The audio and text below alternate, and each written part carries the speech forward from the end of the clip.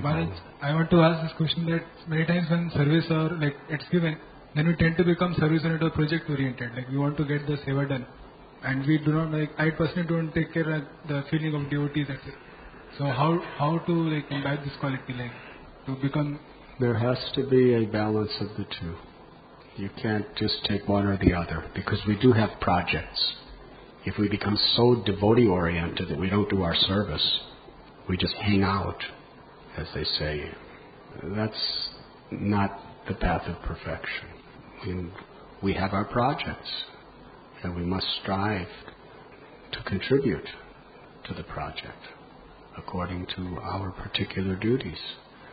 But at the same time, we have to cultivate proper relationships with devotees. We have to cultivate proper attitudes within ourselves. We have to cultivate proper sadhana for our purification. They all must be there simultaneously. And that's the perfect formula. To balance all of those principles is the perfect way to become purified. If we're so project-oriented that we're offending people and insensitive, or we're not doing our sadhana properly, then ultimately we're not only hurting ourselves, we're hurting the whole project. But if we're so much just doing our sadhana and being nice to people and respectful to people and forgiving people, but we don't do anything for the project, then we're not really doing what Krishna wants us to do. So we have to be intelligent to balance all of those necessities in our lives. Yes. In our project activities, we should not be in the mode of passion. Some passion may have to be there, but it should be very much on the foundation of transcendental goodness, which means sadhana and proper achar, proper behavior toward others. Does that answer your question? Something else you want to ask?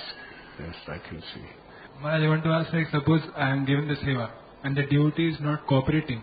So what should be my behavior?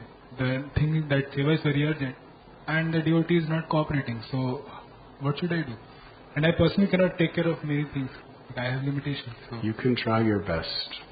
What you can do is really do some research internally and think, how can I behave in such a way that I can attract more cooperation from them?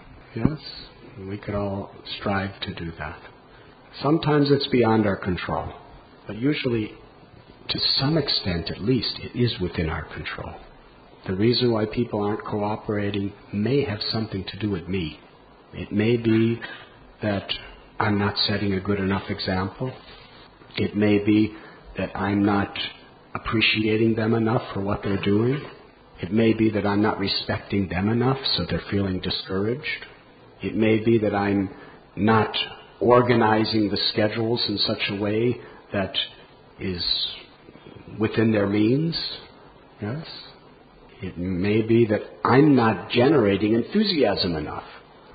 So ultimately it may be that I'm not chanting the holy names pure enough.